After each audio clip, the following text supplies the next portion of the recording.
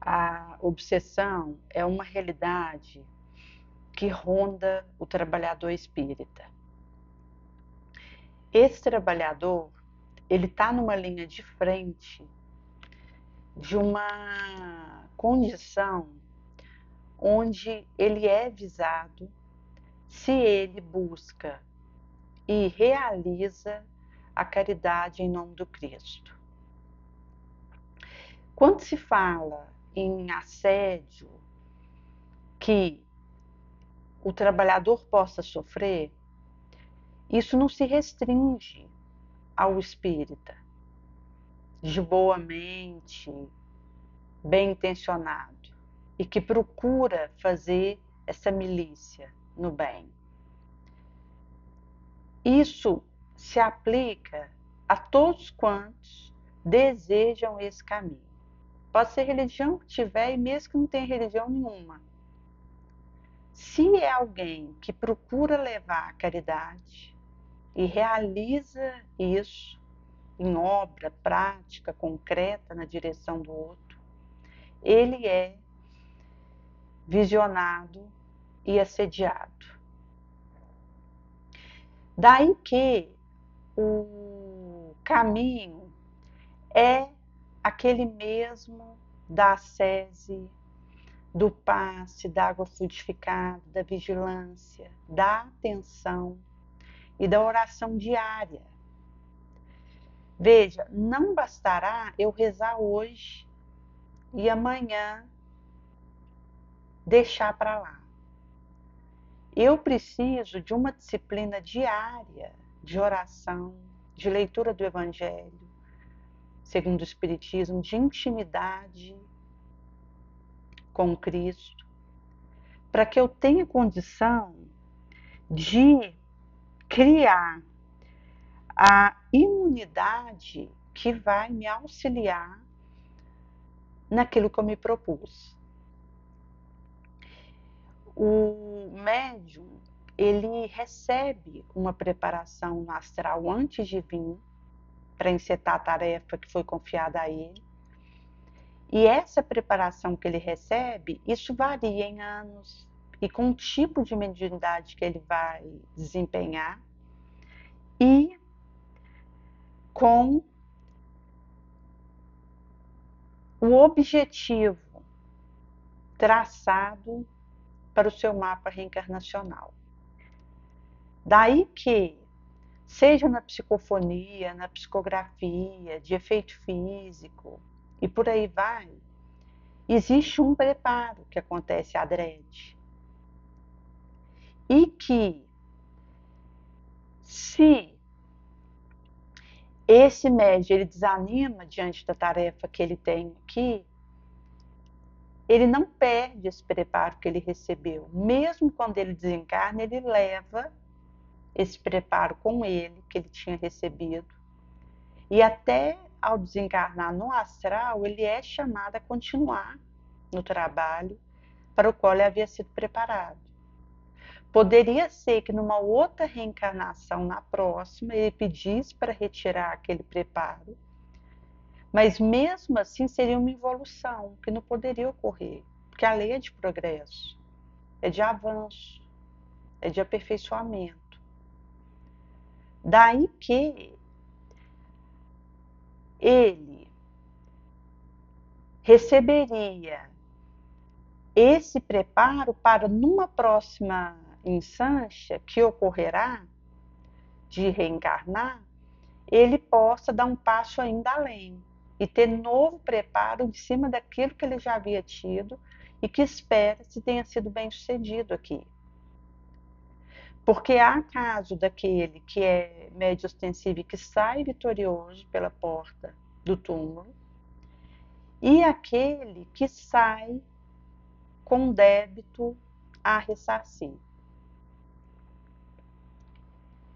E isso é uma questão delicada, curiosa, porque passa pela responsabilidade que eu tenho com o que eu recebi. E quando se fala em obsessão, que é algo que pulula, foi a única doença tratada por Allan Kardec, o ínclite codificador, foi obsessão. E ele coloca essa realidade pululante nessa orbe. E a obsessão, que tem aí subtipo, que houve uma classificação que ele havia feito, obsessão simples, da subjugação, da fascinação. A subjugação atua paralisando a vontade, a fascinação paralisa o raciocínio. E existe a obsessão, que ela é expiatória. No caso de uma expiação, eu não tenho escolha de optar por não viver aquilo, ou até sob que condição aquilo vai ser, algo imposto. Daí eu não escolho a arena daquela realidade, porque é algo que é expiatório e que vai ser colocado para mim compulsório para que eu viva. E aí eu posso já trazer do astral, quando eu entro pela porta do berço, aquela obsessão compulsória que é expiatória e que me acompanha desde a infância, que é o que eu trouxe como expiação, ou pode ser que tenha uma idade para que ele eclodir, seja na adolescência, início da pré-adolescência, pode haver a eclosão da expiação obsessiva e algo adrede, compulsado, acordado, e aquilo me acompanha, e o que eu posso fazer é angariar recursos para lidar com isso e sair vitoriosa desse tentando. Porque, veja, uma obsessão ela pode deixar sequela, ela pode piorar a minha situação de débito, ela pode me enlouquecer. E ela pode me deixar, inclusive, se eu não angariar recurso, se tiver força, estoicismo, resiliência, vigilância, renúncia suficiente para lidar com isso, eu posso sair dessa experiência com sequela irreversível que compromete o término do meu desbrave de lei historial. Daí que, quando se trata de uma obsessão expiatória, o diferencial é aquilo que eu recruto a partir da minha vontade, do meu desejo no bem, da minha força, da minha humildade de lidar com aquilo e seguir em meio àquela conjuntura, fazendo o arregimento. Porque sobre uma conjunção obsessiva, há quem se mate, há quem assassine o outro, há quem separe num casamento indevidamente, de forma leviana. Há quem deserte de um trabalho na casa espírita, e essas são parte de uma realidade que tem a ver com a sequela debital que uma obsessão pode deixar. Visto que eu vou ter que reencontrar aquela situação e dar uma outra resposta do que havia dado diante daquela conjuntura. Então, a obsessão é muito sério e grave. E é algo que eu preciso ouvir sobre isso, ler sobre isso, para compreender como isso funciona e o mecanismo, para me ajudar a ajudar o outro que esteja em meio a essa conjuntura. A obsessão, ela vai poder ser também uma provação quando se considera aquilo que eu recebo no astral, o suporte que é dado a mim, em termos de ajuda, de preparo para exercer a mediunidade aqui, ou o trabalho que eu sou chamada a realizar.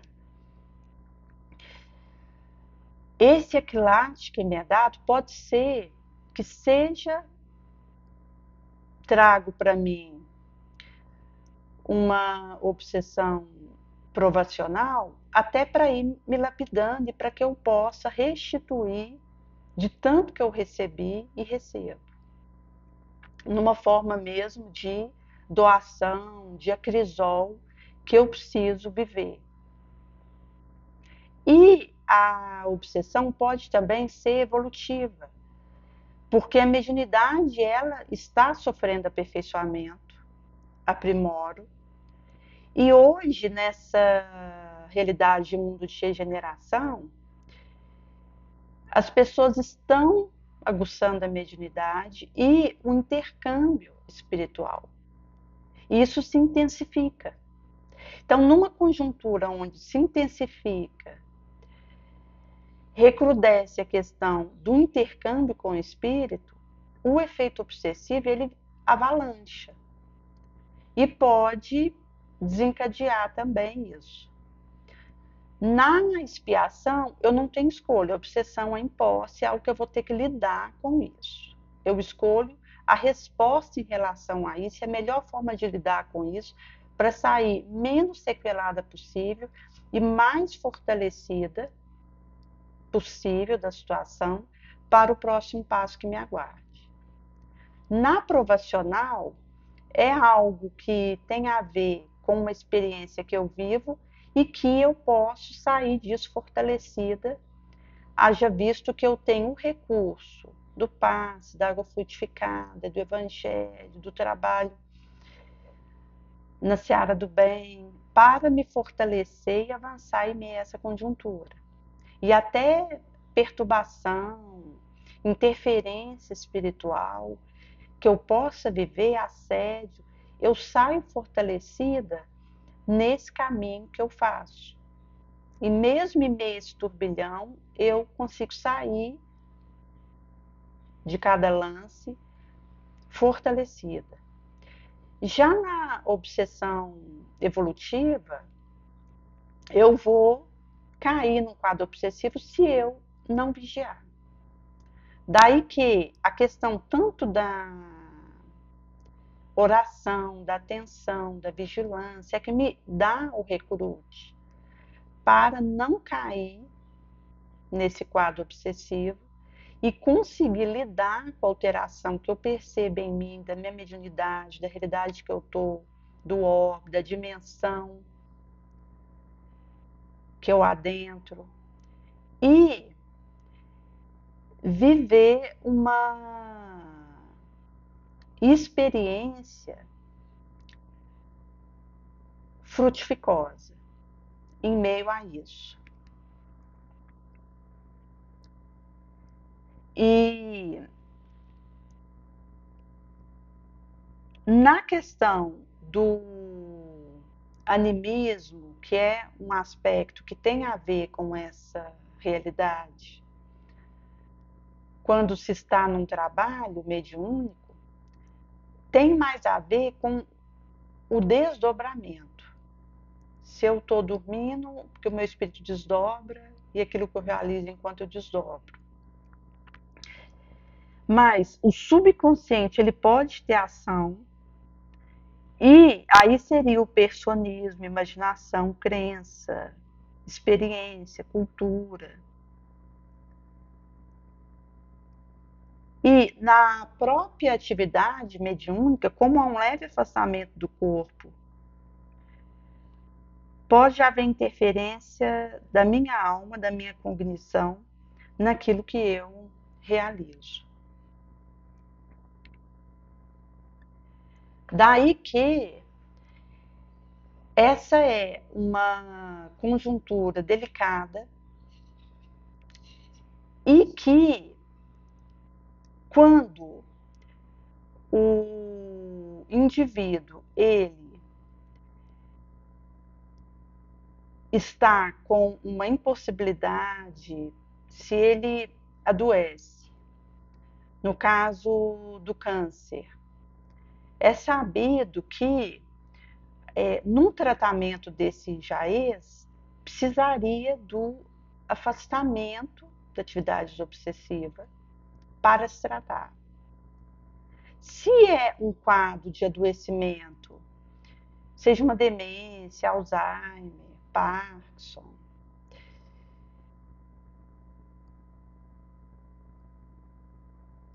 uma esquizofrenia que se manifeste, nesse caso, o médico ele precisa se tratar porque ele está doente. É necessário o afastamento e talvez ele não possa retornar àquela atividade nessa legislatura. Mas isso é algo que é o melhor que ele deve fazer porque ele está sendo chamado a se tratar e não a continuar naquela atuação que ele estava, haja visto esse recambiamento que a doença o forçou a realizar. Então, daí, cada caso é caso. E é necessário lançar uma luz, um discernimento sobre a situação para apurar a percepção, o discernimento, um tirocínio daquilo que deva ser feito. Até a questão do comportamento, porque a obsessão ela altera o comportamento. Na fascinação, eu não consigo ver a alteração que eu realizo, porque ela paralisa meu raciocínio, minha percepção, minha base gemal raciocinal. Mas, quando existe uma teia obsessiva, na minha realidade, que vai desembocar no meu comportamento, eu preciso estar atenta, porque a interferência, o assédio, é normal vir sobre mim. Mas, se eu estou atenta quando eu tenho indício de queda, de obsessão, eu me recupero em tempo hábil para continuar minha caminhada. Então, a vigilância ela é sine qua non nesse processo, porque ela viabiliza eu perceber alguma alteração importante de vulto, grave comigo, e acionar aquilo que eu preciso para sair de uma conjuntura de queda, de deslize, onde eu não me apercebi e estou ainda naquela situação derrapante, de obsessão, porque daí eu consigo recuperar, reparar aquilo a tempo para continuar, sem uma consequência de vulto importante, que intercepte meu processo, que enrodilhe meu pé e prejudique meu próximo passo.